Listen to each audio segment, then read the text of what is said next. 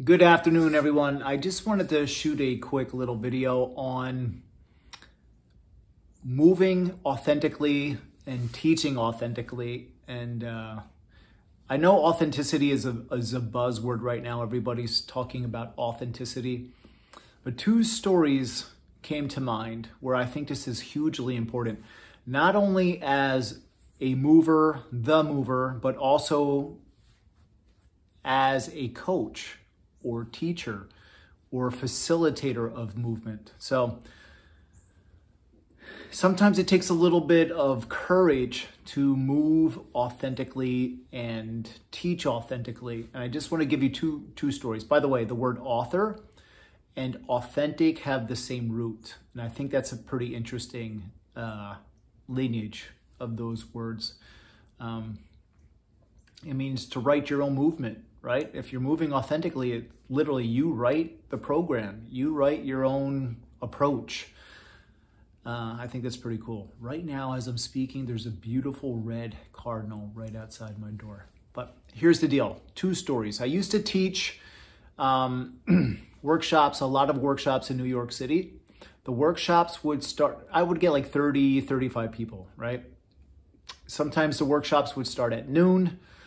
I would arrive early because I'm crazy about being on time. I would show up around 10.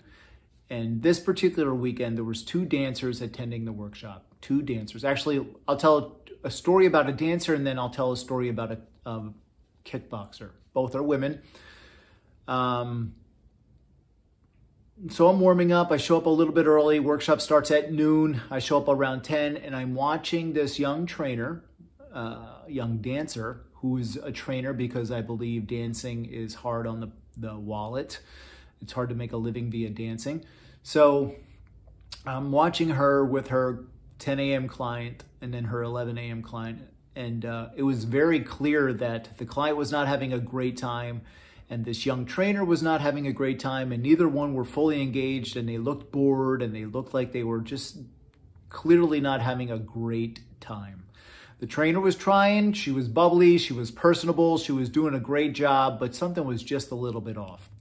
So right before the workshop started, I said, "That was a rough one, huh?" She's like, "Oh, it's brutal." And I said, what's going on? She's like, "I'm just so bored. I just have to teach them." So this particular club that I was working at had protocols that the trainers had to follow and had a system. And I think the system was based off of NASM, National Academy of Sports Medicine. So this trainer was completely bored. Here we are, somebody that's trained in dance for 20 years, and they have to do goblet squats. And you could see that this dancer / trainer was completely bored, unengaged. And I don't know if that energy was wearing off on the client, but the client was not having a great time either. So I said, "Why don't you sprinkle in some of your dance training?" She's like, "I don't think I'm allowed." I said, "Don't you have all these cool little squats that you do with like ballet and bar and all that stuff? Can't you just sprinkle in some of the more artistic and dance-like squats?" She said, "I never thought about it because I was told that I had to follow this model." I followed up a few weeks later. She's totally psyched, totally happy. She sprinkles in her lineage. She sprinkles in the movements that she loves, and she's so much more engaged and so much more alive in the delivery of the sessions. And the clients, her students, can pick up on that energy, and they actually enjoy the artistic approach to the sessions themselves because the energy is contagious. And I never had a client that said, "Jason, I'm really looking forward to goblet squats." But I think if you approach it through, the lens of artistically presenting your own lineage and your own authenticity, it's contagious and the client feels it.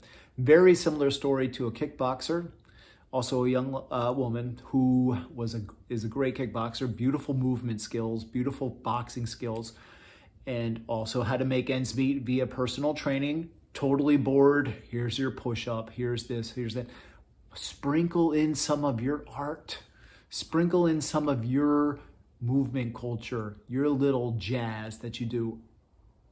She started doing it.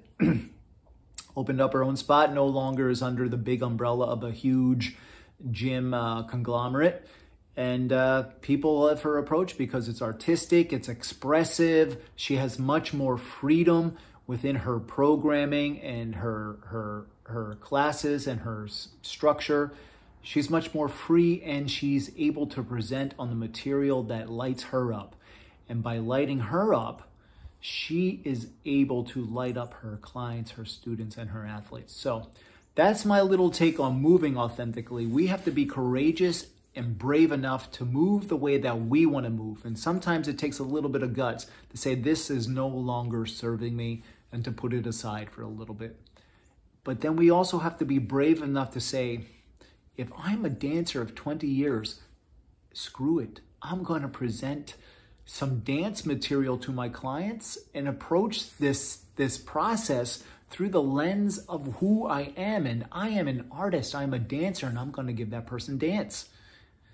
I'm a kickboxer, I'm a Thai boxer. I'm going to give that person Thai boxing just so they can experience the joy that I do. So below this video, I'm going to link to another video of Linda, one of my mentors from Fighting Monkey.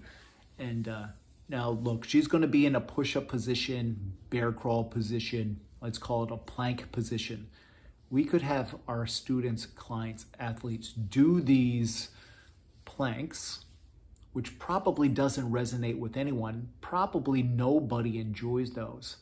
But you can observe Linda moving in a dance-like, creative, task-oriented manner.